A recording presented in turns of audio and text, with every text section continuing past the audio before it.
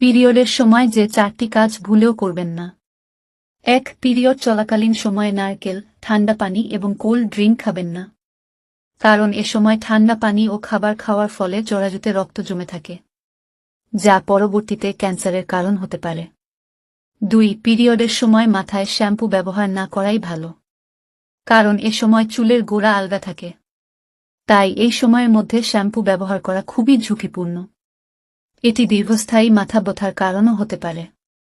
3. এ সময় শসা এড়িয়ে চলুন। কারণ শসার মধ্যে থাকা উপাদান জরায়ুর দেয়ালে রক্ত জমাট বাঁধতে পারে। এর কারণে আপনি বন্ধ্যাও হতে পারেন। 4. এই সময়ে শরীরের কোনো ক্ষতি না হয় সেদিকে খেয়াল রাখুন, বিশেষ করে পেটে।